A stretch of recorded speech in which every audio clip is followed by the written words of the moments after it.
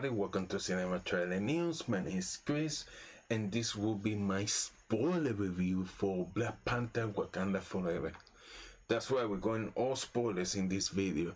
So, this is a movie that is actually about Shuri's emotional journey of accepting her brother's death. That's heavy stuff here, and I love that the movie actually has a through line, and I'm so happy that I was able to, after seeing it, taking a moment to ponder and to see all the fantasy twists woven throughout the film, which I'm so excited to discuss from T'Challa's death at the very beginning of the film.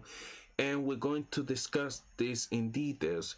This is Shuri's path to wrestling with her anger, which is what she sees Killmonger when she takes the heart-shaped herb to stepping into her brother's crown and soon making a decision of mercy very similar to the one T'Challa did at the end of Civil War with Seymour, who had killed the father.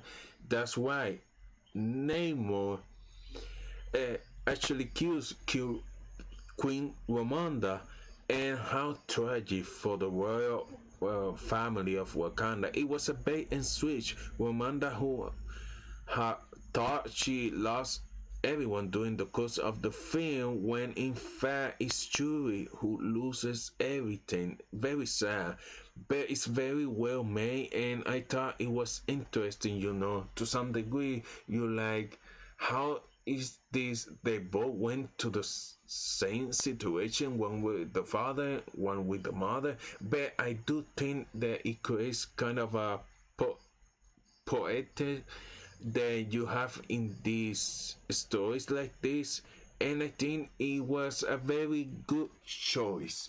And then at the very end, finally, Shuri burning her funeral clothes from T'Challa's funeral, as her mother has suggested, for closure 1 year later. And I love that scene where they're in the African serene near the water when Namor comes and pays them a visit. But that was just really a beautiful scene. But anyway, Shuri in this mid-credit scene meets her brother John's son, who had with Nikia, also named T'Challa. And I'm curious, are you satisfied with that workaround? I will have gone with a variant, but let's see what they do here. Now, I thought that the intro was incredible and packed one hell of an emotional whoop, and I was not ready for it. And I thought it was great. At first, you just have a black screen and you hear Shuri's voice, and she's saying prayer to Baz. That's how desperate she is. She's a woman of science, but she's tried anything at this point. So she's praying to Baz to help her brother, and then she's furious.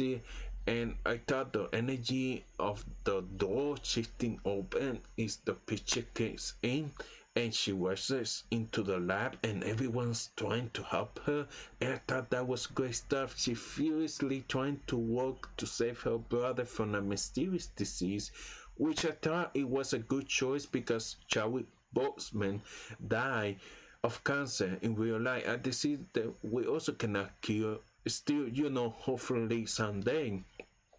But she's modeling her brother's heartbeat with her own artificial intelligence assistant, just like Tony Stark. But she's working so hard and not willing to accept failure or her brother's death, that she misses her brother's death.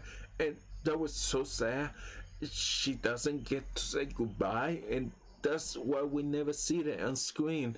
Her mother comes in and says, and she checks with her AI, and this is so well done. And she said to her AI, again, it's my brother's heartbeat. And they cut to black before the AI can answer, because we all knew the answer, and it was amazing. And they went into the Marvel intro, which of course was all pictures and videos of Chadwick Boseman and lines from the Black Panther script, and it was beautiful. And I really love the story that Ryan Coogler and his team came up with here. I love it when they base comic books in reality, and I think to me that's when this stuff really clicks. Now, vibranium. They highlight the cat that vibranium is not only a strong metal, as we know, but it's not picked up by metal detectors, which makes it scary stuff.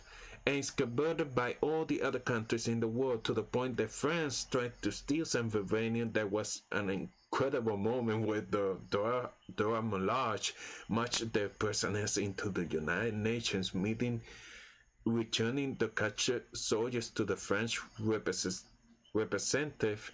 That was so good, and it turns out that more than 1 meter crashed into the earth, and there's also some vibranium under the sea in Talocan.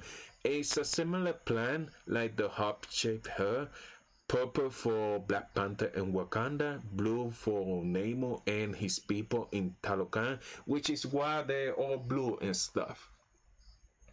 Now, who invented the machine that can detect vibranium? Well, that would be Riri Williams, an MIT student, and it all fits together so freaking well. The whole MIT excursion was really well done, and the banter between Riri Williams and Okoye and Shuri. Love those moments. Alright, the third act battle between just Shuri's Black Panther and Namor right out of the comics. It was so incredible to see that kind of a homage, and it did give me a twin.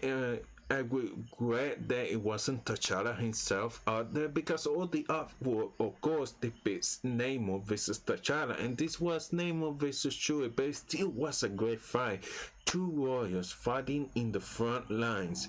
Namor is fighting for his people, and Shuri at the beginning is fighting for revenge. Shuri is consumed by anger, and she is the one who lost everyone, and that's why she sees Killmonger when she takes the heart-shaped herb. And I thought they handled that really well with him telling what she was seeing him, and her not telling anyone else she was seeing her when she busts into the astral plane. Very organic choice, but she realizes her revenge will lead to the death and suffering of her people, so she takes one final step to taking her brother's legacy of being a true leader and putting her people first instead.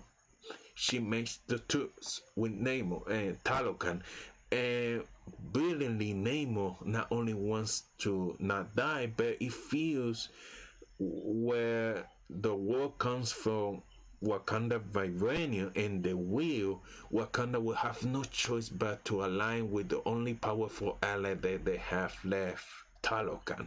Excellent plot, ripped from the real life history. Now, speaking of governments and stuff, I thought having Val here was a great surprise. Plus, the revelation of this, that she was married to Everett Ross and they're freshly divorced, and I thought that was great. And from what I hear, I thought that while Ross didn't come across so great, he might get the better of her in Secret Invasion. Now, what I really didn't like of the movie, the one thing that it was the Midnight Angel armor. It's just, I totally agree with Akoya. It's hideous and it looks bad. The fact that it uses Iron Man tech, is everyone just Iron Man now? It just took away of the specialness away from the not only from Ironheart. And what about Rudy? Roddy, who did this before everyone else, and he's getting his own movie. So now everyone is Iron Man, and it's just. And it also, I think it takes away from the Black Panther mantle itself. It's like so nobody came out of Wakanda now, so we have this roster of heroes now, and the scene where Everett Ross was in prison and he was in a convoy or something, and they break him out. I thought for a moment that it was Chewie with the Black Panther suit, but similar to that scene in the first Black Panther, so great. But no, it was Okoye with the Midnight Angel armor suit. So I think it's just it, it you are diluting the Black Panther. I think it should be the Black Panther and the Dora Milaje. That's my opinion, of course. Alright, the Talocan are a formidable opponent. The idea to give them a siren call was such an amazing, surprising choice to hypnotize all who hear to jump to a watery death, and draws from the legends of Siren. Now, Lake Bell, short but cool cameo. It was really cool for her to see her in this movie. And when Namor throws her helicopter into the ocean. That's right, Namor kills a lot of people in this movie. Now, when Namor attacks the Queen, the shot of Queen Ramonda underwater, her dress billowing and behind her and her crown gone as she dove deep to save Riri, that was strangely beautiful and sad. And then she saw her lifeless body lying there face down. It was so sad, and Shuri having to be held back by Umbaku and Anika because she was the last one standing. That was some heavy stuff. It was beautiful the way they filmed that, and you can feel her pain, to her emotions in that moment. It was great for me. Now, Lupita Nyong'o looks beautiful in this movie, like always, and it's very cool that she's a fantastic spy, and after retirement, she's still cool, and that's why Queen Ramonda reaches out for her help to save Chewie. And I like that she moved to Haiti. And the little prince T'Challa, civilian name by the way, is Tucson, the same name as the Haitian general who freed the country from France, which is why they have France to be the offender in the United Nations. Staff with Vibranium, and that was great. And Lupita Nyong'o does a wonderful job. But she comes across here like very soft, both in terms of her appearance and also the way she carries herself in a movie full of strong women. And I think it's hard to compete with so many strong women. And she didn't have like any cool action scenes like other characters. And even though she's an amazing spy, and maybe she can train her son, and maybe that's how they can get her character some recognition moving forward, because I think there is potential there, but I think that she didn't have like that moments like the other characters did in this movie. But I think that what an incredible movie, and I think that Ryan Coogler did the best that he could what is an impossible task. And I think he not only did a good movie, he did a great movie. And I think it has it's a very serious movie, because it's just the other, it has the formula of the NCO of Marvel, but it's more serious, and the discussions about and comments they brings, and the grief and the this emotional journey, it's powerful, and I really appreciate that. Now, that's my spoiler review for Black Panther Wakanda Forever. If you enjoyed this video, please hit the like button, consider subscribe to the channel, and like always, thank you so much for watching. See you guys later.